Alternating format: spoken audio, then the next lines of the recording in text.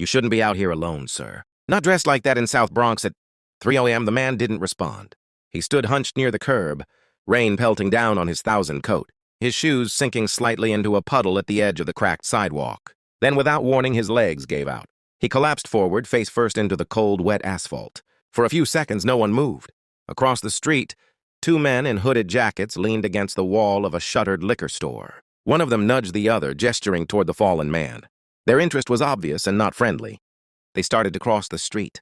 Slowly, deliberately, Maya Williams didn't wait to see what they wanted.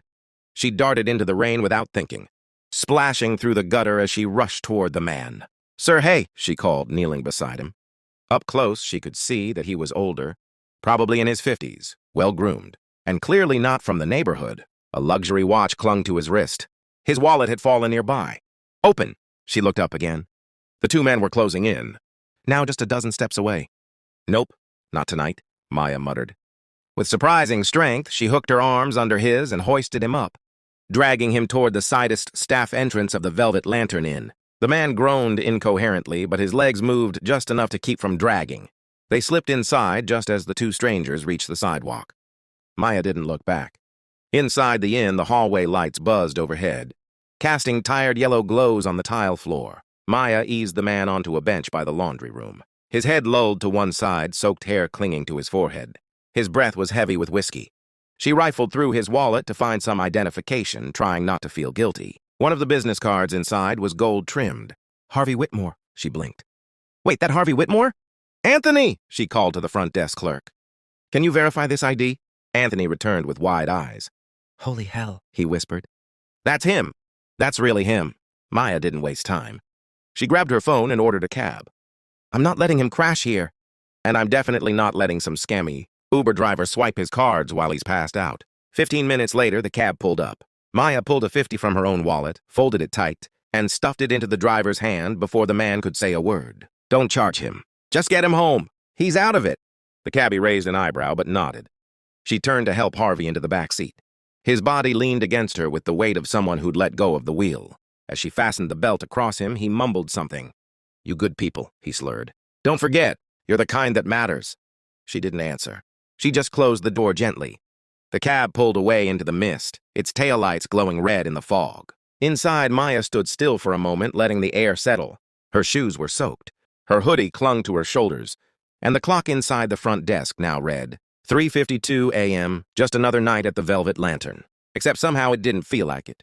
She walked back toward the staff locker, peeling off her wet hoodie and wringing out the sleeves. She didn't know what drove her to act tonight. Instinct, maybe. Or just a deep refusal to let one more person fall while the world turned its back.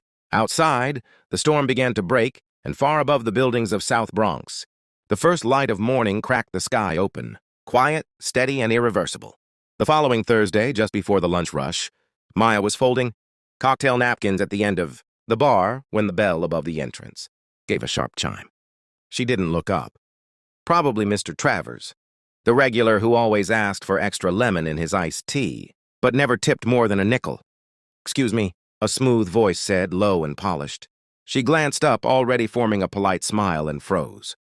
Standing there, crisp suit perfectly tailored, hair neatly combed back and eyes sharp with intent, was the same man she had dragged off the sidewalk a week ago. Only now there was no trace of the half-conscious, rain-soaked mess she'd hauled into a cab. He looked composed, powerful. Maya's fingers clenched the napkin. "I believe I owe you a proper thank you," he said. The entire bar went still. Even Anthony at the front desk peeked over the edge of his monitor. Carla, the morning housekeeper, suddenly found an urgent need to wipe the countertop right beside them. Maya didn't blink. "Looks like you're walking just fine." "I'd say the cab did its job." Harvey stepped closer, his tone calm but firm. "It wasn't the cab that saved me that night. I didn't do anything anyone else wouldn't have done," she replied, arms folded across her chest. "Then it's a shame no one else did." His gaze flicked around the room, then back to her. "I looked into you, Miss Williams." Maya's stomach tightened. "I'm sure you did. You dropped out of college at 19 to care for your mother. You've worked 3 jobs at once, kept this place running while the manager slipped money under the table, and you've paid more out of pocket for guest damages than any employee should. You even paid for my cab fare when you thought I couldn't handle it." Maya narrowed her eyes. You're making a lot of assumptions. No, he said gently. I'm stating facts. There was a long silence between them. Then he pulled a slim leather folder from inside his coat and placed it on the counter. I own this property, he said, and several others. But this one, the Velvet Lantern, it's been on the chopping block for a while now. Underperforming, poor management, low returns. I was ready to liquidate. Maya swallowed hard. If you're firing me, you came overdressed. I'm not firing you, Harvey said. I'm offering you ownership. The napkin in her hand tore in two. What? She said louder than she intended. He didn't flinch. You're the only reason this place hasn't collapsed. The only reason guests still check in. I've run numbers. Watch the surveillance from that night. You didn't have to do what you did. You could have left me on that sidewalk like everyone else. People don't just give away hotels, Ma said, voice tight. Especially not to haggarded. Waitresses in the Bronx. People don't usually save billionaires. From freezing to death in the rain, he replied. She stared at him, unsure whether to laugh or scream. So this is what? Some rich man's redemption tour? His smile faded. This isn't about guilt. It's about recognition. I don't need your recognition, she said. No, he said quietly, but you deserve it. The folder on the counter remained untouched. She looked at it like it might bite. I need time, she finally said. You've got it, Harvey replied, sliding the folder closer to her. Everything's in there. Legal transfer, debt clearances, renovation grants. My lawyer will walk you through every detail. And if I say no, then I'll respect that. But I hope you won't. He turned to go, then paused. There's something about you. Maya, you don't wait for permission to do what's right. That's rare. And then he was gone. Just like that, Mia stood motionless, surrounded by silence and eyes pretending not to stare. Carla muttered, You going to open that thing? Mia stared at the folder. I don't even know what's in it. You just got handed a miracle, girl. Carla said, Might want to see if it's real. Later that night, after wiping down the bar and locking the front doors, Maya sat alone in the empty lobby. The folder lay in her lap, unopened. She glanced at her phone. No messages, no missed calls. Her mother was already asleep at the care home, and the silence made the walls echo louder. She opened the folder. Inside were documents stamped and signed, pre-approved by lawyers she'd never met. A detailed breakdown of hotel debts, most of them cleared by wire transfers from a shell corporation. A proposed renovation budget, a training grant, all under her name. In the final page was a handwritten note. You gave a stranger dignity. Let this give you the same. H.W. Maya closed the folder, pressed her palm against it, and closed her eyes. This was insane, impossible, but maybe, just maybe, it was real. And if it was, her life was about to change forever. If you believe Maya's kindness truly deserves something this beautiful, give her a like. And where are you watching this from? Share it in the comments below. Who knows? Someone near you might be watching this story too. Maya didn't sleep that night. She lay on her futon with the folder still open beside her, staring at the ceiling in her tiny apartment above the laundromat. The air smelled faintly of dryer sheets and bleach. The hum of the machines below was strangely soothing, but her thoughts spun like loose change in a dryer. A hotel? Her hotel?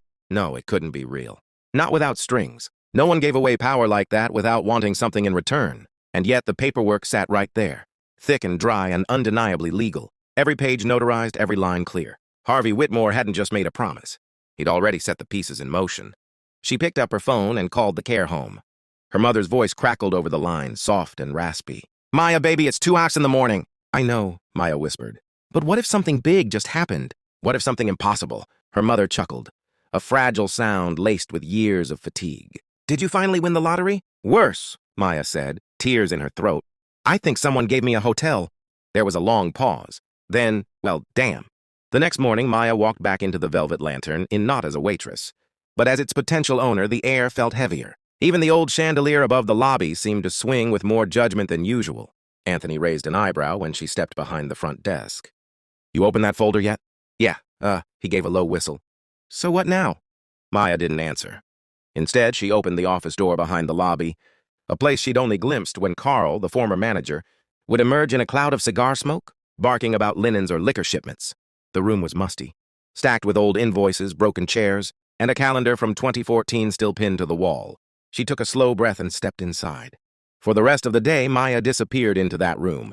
She sorted files, checked vendor lists, and called the phone numbers on the bills. Some were disconnected. Others answered with unfamiliar voices and vague responses. More than once, she hung up mid-sentence when things didn't feel right. By noon, she'd confirmed at least 3 vendors on the books didn't exist. Elmage Cleaning Company had no tax. ID Metro Fire Systems was registered to a P.O. box in Delaware. One invoice showed thousands spent on HVAC diagnostic updates that never happened. It wasn't just disorganization. It was a mess intentional, possibly criminal. At 3:00 p.m., she called the number listed for Harvey's legal representative. A calm, clipped voice answered, "Brenda Witt speaking. This is Maya Williams. I was told you're handling the transfer for the Velvet Lantern Inn." "Yes, Miss Williams. Everything's in order. We're waiting on your signature to complete the ownership change. Do you have any questions?" "Yeah," Maya said. "Why would someone gift me a business drowning in fake expenses and phantom vendors?" There was a brief pause.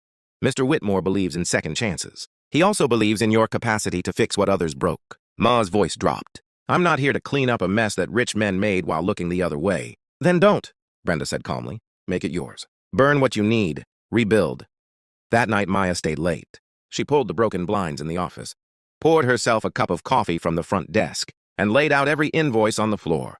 Around midnight, Carla appeared in the doorway holding a Tupperware container. "I figured you'd still be here," she said. "I made sweet potatoes. Want some?" Maya looked up, exhausted, but grateful. "Please." They ate on the floor, surrounded by paperwork and dust. "You really going through with this?" Carla asked between bites. "I don't know yet," Mia admitted. "Part of me thinks I'm crazy. The other part," she sighed, "I think I've already started." "You always were the only one around here with any damn sense."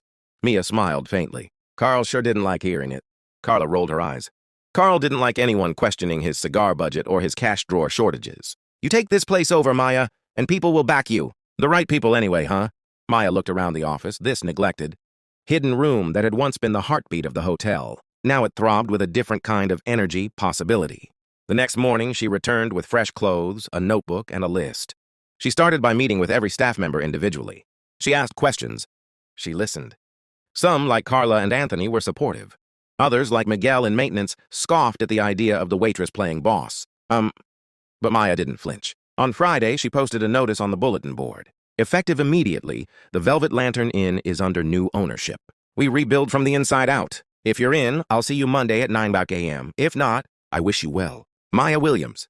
She didn't sleep much that weekend. On Monday morning, she stood at the front desk with a fresh pot of coffee, a clipboard, and her heart thuding like a war drum. At 8:57, Carla walked in wearing her usual faded sneakers and a new shade of lipstick. At 9 Anthony arrived with 3 printed spreadsheets. At 9:05, Jenny from housekeeping came in quietly, head low but nodding once. By Nov Trinta, 12 employees had returned. Maya stood in front of them, barely breathing, and said, "I'm not a CEO, I'm not a miracle worker, but I'm here. And if we build this place right, none of us will have to go home ashamed anymore." There was silence. Then Carla clapped once. Anoni followed. Then the room filled with applause, not loud, not showy, but solid, real. Maya exhaled for the first time in days. The rebuild had begun. Maya's first week as owner of the Velvet Lantern felt like trying to fix a leaky roof in a hurricane. Every time she patched one hole, 3 more sprang open. The boiler gave out on Wednesday. The delivery company missed Friday's shipment, and the guest in room 206 claimed a ghost stole her earrings, though Mia suspected it was the dripping ceiling and a loose floorboard. Still, something had shifted. The staff began to show up early.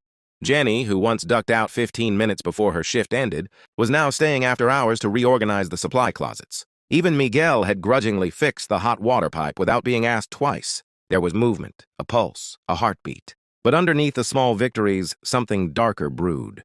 On Thursday morning, Maya was reviewing the vendor contracts. In the back office when she noticed a strange name, repeated across multiple invoices. Briarstone Holdings. The company billed for everything from pest control to elevator maintenance. But Maya had never met a representative from them. And the amounts, always just under $5,000, were oddly consistent. Like someone was deliberately staying beneath a red flag threshold. She leaned back in the squeaky office chair and stared at the invoice. The company's address was listed as a suite in Midtown Manhattan. She pulled out her phone and dialed. The line rang twice before a robotic voice answered. "This number has been disconnected." Her jaw tightened. She tried another. Nash Financial Group listed on a security system upgrade from 6 months ago. Same result. No connection. Her pulse picked up. "Carla," she called into the hallway. "You got a second?" Carla poked her head in, arms crossed, wiping flour from her apron. If you're asking me to fix the ice machine again, the answer is no. I nearly electrocuted myself last time. Maya chuckled, then turned serious. Do you remember any vendors named Briarstone Holdings or Nash Financial? Carla's brow furrowed. Briarstone? Yeah. Carl used to mention them when the books didn't add up. Said they handled things. Never met a single person from there. You digging into old ghosts? Maybe, Mia murmured. Or something worse. That night, long after the last guest had gone to bed, Maya sat alone in the office with every folder, every invoice, every receipt spread out like a paper crime scene. She used yellow sticky notes to mark patterns, repeated company names, suspicious amounts, odd delivery records. 3 names popped up again and again. Briarstone Holdings, Nash Financial, and Eastgate Logistics. All of them billed thousands for services she couldn't verify. And all were connected to the previous management, Carl and whoever had set up the vendor accounts. By midnight, her head ached, but the picture was becoming clearer. This wasn't just bad bookkeeping. Someone had been siphoning money from the Velvet Lantern for years. Quietly, strategically, she opened the old locked cabinet in the back of the room, the one she'd found a rusted key for last week, wedged inside the couch cushions in the lounge. Inside were boxes of ledgers, not digital records, handwritten. She pulled one out, dusted it off, and opened to a page marked March Laundry Service Diversion. It listed transactions that didn't appear on any electronic file. Hundreds, sometimes thousands, sent to names that didn't appear in any vendor list. Fake contracts, mirror invoices. Mia's breath caught. This wasn't negligence. This was laundering. She leaned back, gripping the edges of the book. Her fingers trembled. Her phone buzzed. A text from Anthony. Hey, FYI, some guy in a suit came by asking about the new owner. Said he was an old friend of Carl's. Didn't leave a card. Just a weird vibe. Maya didn't respond. She closed the ledger, placed it in her bag, and locked the rest back inside the cabinet. The next morning, she called Brenda Whitlow, Harvey's legal rep.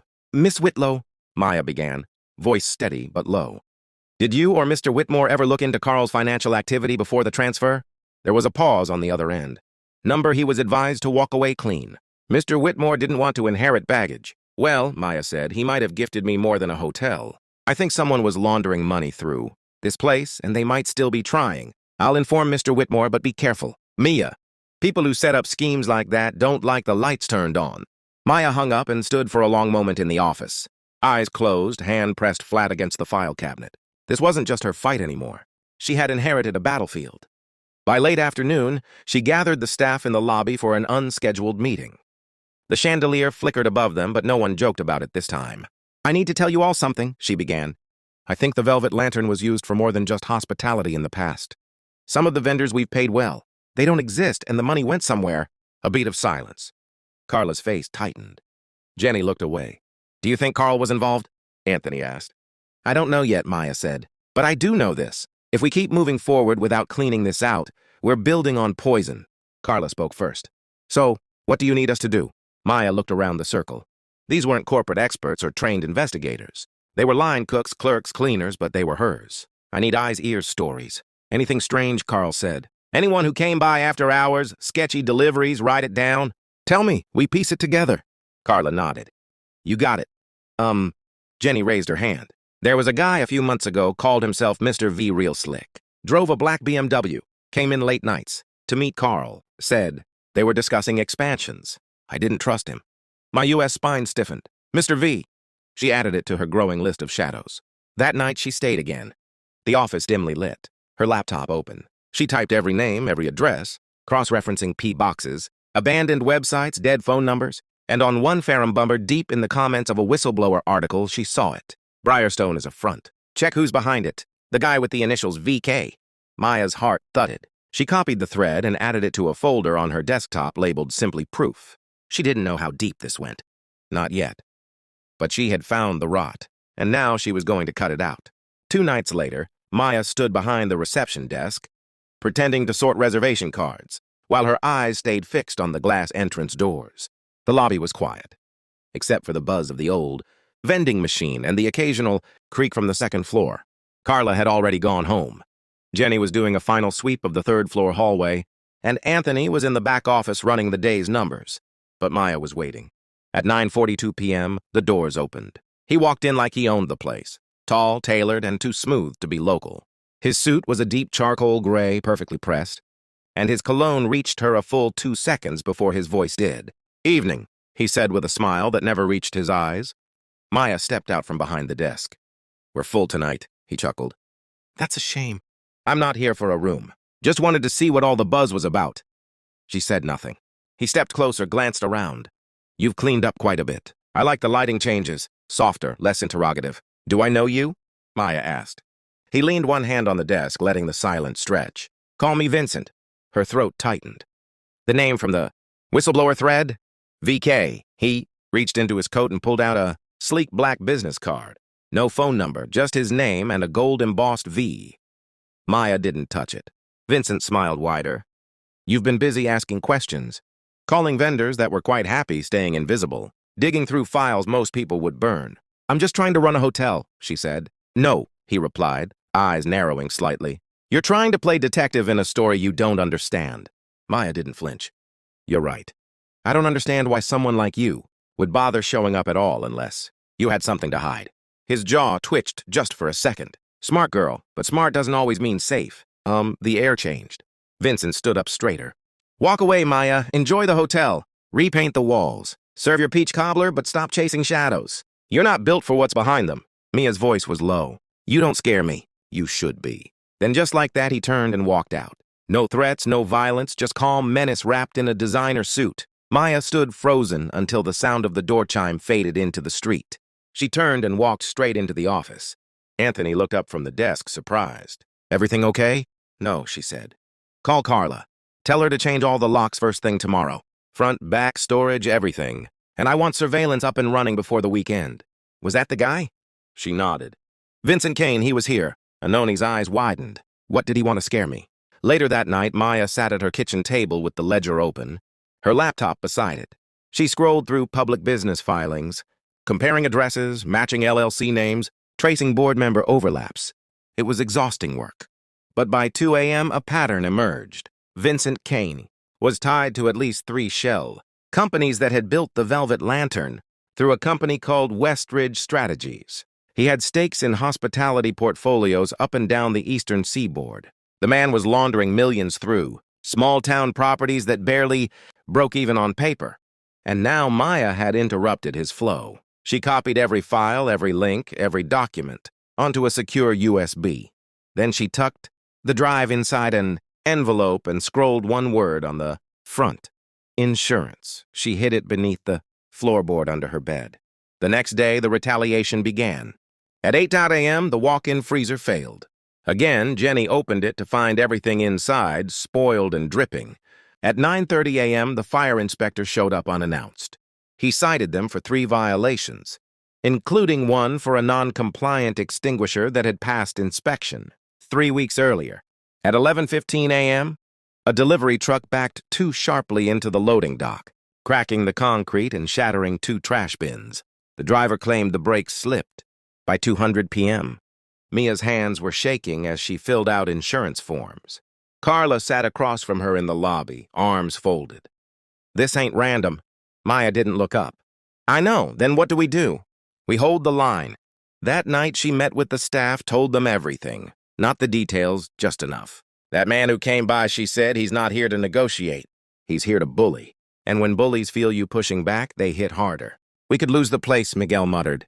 We could, Maya agreed. But if we stay silent, we'll lose more than that. Anthony asked, What are you going to do? Maya looked at him, voice steady. Tell the truth. That weekend, she called the one person she hadn't spoken to yet. Harvey Whitmore. When he answered, his voice was tired but familiar. Maya, you gave me this hotel, she said. Did you know what was behind it? Silence. I suspected, he finally said. But I told myself it wasn't my problem anymore. It is now. I didn't mean for you to get pulled into this. But I am, Maya replied. And I need to know. Are you going to help me or walk away again? Harvey exhaled slowly. Tell me what you found, Maya did. Every thread, every file, every visit. By the time she finished, there was no silence left between them. Only resolve. I'll call someone I trust, Harvey said. Someone who doesn't owe Vincent a damn thing. Maya closed her eyes. Good, because I don't plan to back down. Outside, the wind kicked up along the South Bronx streets. Trash danced across the sidewalks. Inside the inn, Maya opened the front doors and stood in the threshold, watching the clouds build. The storm was coming, but this time she wasn't facing it alone. 3 days later, Maya sat across from a woman in a navy trench coat with a press badge clipped to the collar. They were tucked into a corner booth at a quiet diner in M. Haven, far enough from the Velvet Lantern to avoid curious eyes, but close enough for Maya to walk back if anything went sideways. The woman stirred her tea methodically. "I've read your emails, listened to your voicemail 3 times. What you're sitting on, it's not small." "I know," Maya said steady. "That's why I didn't want to send it through a tip line. I needed someone with teeth." The woman gave a small nod. "Name's Sarah Monroe, investigative journalist, Bronx Gazette. 4 exposees, 3 lawsuits, 2 city council members ousted. I don't scare easy. I'm counting on that," Maya replied, sliding the flash drive across the table. Sarah didn't touch it right away. "You understand that if I run this, it won't just impact Vincent Kane. If there are real laundering ties here, real offshore connections, it could bring down businesses, banks, maybe even people you're working with." Maya's jaw tightened. "If they're guilty, let them fall." Sarah studied her for a moment, then picked up the flash drive. "All right, Miss Williams, buckle in." Back at the Velvet Lantern, the air had shifted. The sabotage had stopped. No more surprise inspections. No more broken equipment, but the stillness was worse, like the moment before a tidal wave hits the shore. Every shadow made Mia flinch. Every unexpected knock had her pulse climbing. Anthony had taken to staying late just in case. Carla kept a bat behind the laundry room door. Jenny insisted on walking Maya to her car after every shift, even though she lived 4 blocks away. And through it all, Maya worked. She reorganized the office files into digital folders. She installed security cameras, real ones, not the plastic dummies Carl used. She pulled every outdated piece of vendor information and started rebuilding a clean supply chain from scratch. She even renamed the manager's office Operations Center, not just to feel important, but because it was now the beating heart of resistance. Every night she'd glance at her phone, waiting for an update from Sarah. And then one evening, the message came. "It's happening." Sunday morning front page. Maya didn't breathe for a full 10 seconds. The article dropped like a bomb.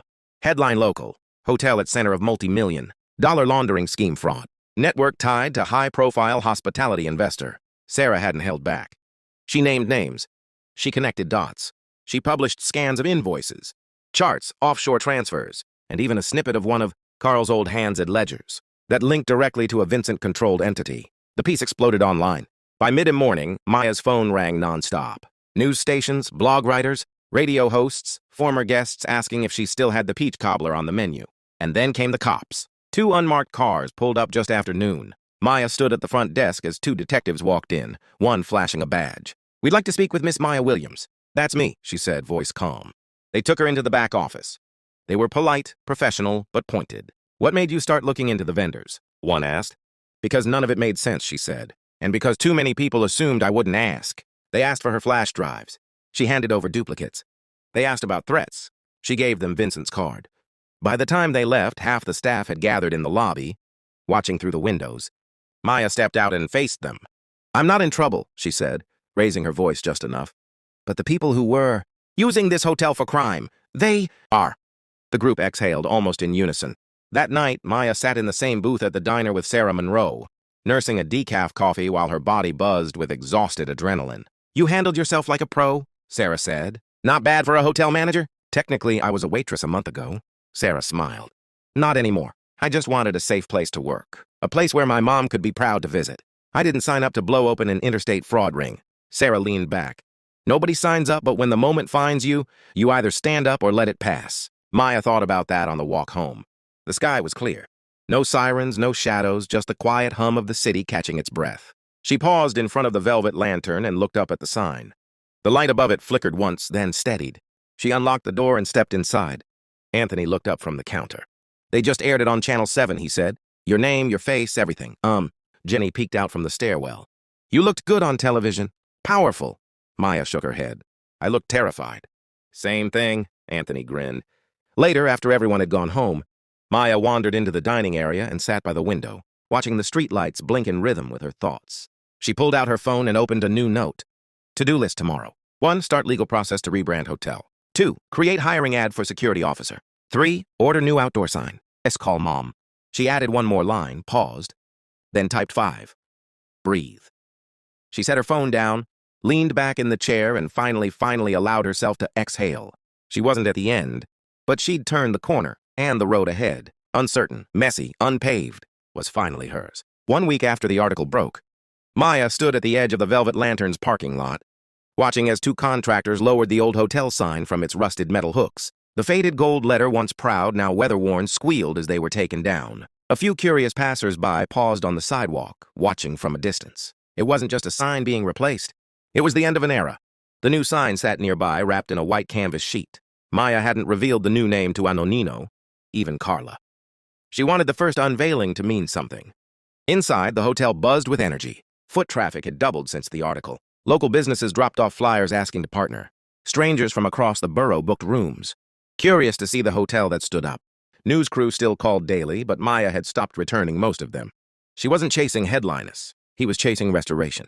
The inside had changed, too. The front desk now had fresh paint. The walls were adorned with framed photos of South Bronx landmarks, and the once dusty lobby had the smell of fresh polish and cinnamon from Carla's homemade poppy. But Maya knew none of that erased what the hotel had been. It wasn't enough to rebrand the outside if the inside hadn't truly healed. That's why she had agreed to meet Harvey. She hadn't spoken to him since their last phone call. He had offered to send funds discreetly to continue righting the wrong, as he called it. But Maya insisted if he was going to show his face again, he needed to do it in person. He arrived quietly, stepping out of a town car that parked at the far edge of the lot. No entourage, no fanfare. May I meet him halfway? Harvey looked thinner, older than she remembered. His once slicked hair now had flecks of gray at the temples, and the usual designer sheen was traded for a navy sweater and dark slacks. Maya, he said, voice soft. She nodded. Mr. Whitmore? They stood silently for a beat, the wind playing with the corner of the canvas sheet behind them. You did what I should have done a long time ago, he said finally. No, she said, arms folded. I did what you were too afraid to finish. He winced, but didn't argue. Maya turned, gesturing to the building. I cleaned it out.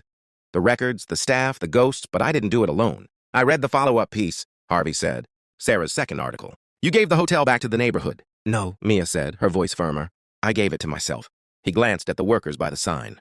What's the new name? Mia stepped closer, lifting one corner of the canvas just enough for him to see. He blinked once, then smiled. Fitting, he murmured. You can stay for the reveal, she offered. But no speeches. No speeches, he agreed. They walked toward the lobby together. Carla spotted them through the glass and nearly dropped her clipboard. Jenny elbowed Anthony and whispered something that made him choke on his coffee. Maya smiled. Still the talk of the lobby, I see. Some things don't change, Harvey replied. Inside, they held a small gathering, just staff, regulars, and a few neighbors. Maya stood on a small step stool near the front door, hands gripping the edge of the canvas. Her voice didn't need a microphone. I want to thank every one of you for holding the line with me, she said. This building has seen storms, but you've all been the anchors. This name change isn't just cosmetic. It's a declaration. She stepped down and gave Carla a nod. Together, they pulled the canvas free. The new sign gleamed in brushed bronze letters. The lantern house below it in smaller script. A place to belong. Applause broke out gentle at first, then loud, heartfelt. Some of the guests cheered. Carla wiped her eyes and muttered something about allergies. Harvey clapped too, but stayed at the back. After the crowd dispersed, he approached Maya at the front desk. I brought something, he said, handing her a manila envelope. What is it? Final transfer documents. He said this time you own the land too. No leases, no loopholes. Maya opened the envelope and skimmed the documents. It was all there, titles, deeds, full release, clean and unconditional. I don't want anything else hanging over your head, he said. Not from me, not from the past. She looked at him, and for the first time saw not the man who had handed her a mess, but the one trying, however clumsily, to fix what he broke. Thank you, she said quietly. He nodded once. Goodbye, Maya. He left without another word. That night, Maya walked through the lantern house alone. Each floor had a different smell, and grass on 2, lemon polish on 3. The sounds were familiar now. The creak in the hall by 307, the rattle of the old vending machine coil. She paused outside room 206, the ghost lady's room, and smiled. No more ghosts here. Back in the office, she pulled out a new notebook labeled Phase 2. Inside were plans. Rooftop garden, after-school reading room, a community lending library. But on the first page, in large letters, she had written, We don't just run a hotel. We hold the door open for everyone. She closed the notebook and placed it on the desk. Outside, the new sign shone steady in the night. No flicker, no shadows, just a lantern burning quietly. For home, for hope, for good. A month passed, and the lantern house wasn't just surviving, it was glowing. Locals started calling it the heart of the block. The front porch was rarely empty. An old man sipping coffee with his crossword. A couple of school kids finishing homework. Sometimes even Miss Rose from the flower shop next door playing dominoes with Carla on lunch break. It wasn't just a hotel anymore. It was a second home for people who didn't know they needed one. Inside, the lobby smelled of fresh pine and lemon polish. The velvet chairs had been reupholstered in deep forest green, and soft jazz played over the new speakers Jenny had installed with her brother, who'd just come home from college. A community board near the elevator announced weekly events. Sunday poetry night, Wednesday book club, Friday open mic. Maya stood in the middle of it one Saturday morning, coffee in hand, watching a little boy drop 2 quarters into the snack machine with a grin that made her chest tighten. She remembered being his age, clinging to her mother's hand in bus stations, hoping someone would talk to them, not around them. Now she was the one creating the space where people felt seen. Carla walked past carrying a tray of biscuits. "You look like someone who's either about to cry or buy a puppy." Maya smiled. "Depends how good those biscuits smell. They're peach and cinnamon," Carla said. "Like your mama used to make." Mia blinked. "How'd you know?" "Because you talk about her every time you're tired, overwhelmed, or stubborn, which, if I may say, is often." They both laughed. But that evening, as the sun dipped low and the lobby lights flickered to life, something unexpected returned. A letter, hand-delivered. Anthony brought it to Maya after dinner, looking pale. "Guy dropped this off." Didn't say a word, just nodded and walked away. Maya took the envelope carefully. It was black, thick, with no return address, her name written in perfect silver ink. Maya Williams. She opened it with cautious fingers. Inside, a single sheet of paper typed, "You may think you've won. You've embarrassed powerful people. But don't mistake attention for protection. Some debts don't disappear. They wait, no signature." Maya sat down slowly, the words humming like static in her ears. It had been quiet, too quiet, and now this. She didn't panic. She didn't cry. She got up, walked to the office, and opened the hidden compartment beneath the bottom drawer where she had stashed a copy of every invoice, ledger scan, and contact report. She added the note to a new folder labeled simply Threats. Then she picked up her phone. "Sarah," she said. When the journalist answered, "I think someone's still watching." The next morning, Sarah arrived at the Lantern House with her camera and her notepad. She read the letter twice before folding it into her bag. "Standard intimidation language," she said. "But it's real. They're probing, seeing if you'll flinch." "I won't," Maya said, eyes steady. Sarah tilted her head.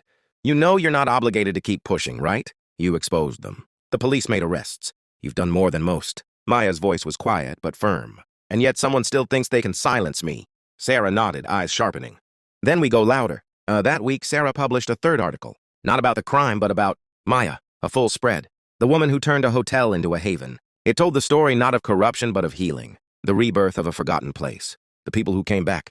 The children who danced in the lobby on weekends. The elderly who held bingo in the old ballroom. The article went viral. But more importantly, it went local. Donations came in from old South Bronx residents, now living across the country. Alumni from the high school across the street offered to paint murals. A retired judge who'd grown up 5 blocks away sent a check with a note for the woman who reminded this block of its worth, and in the center of it all was Maya, holding steady.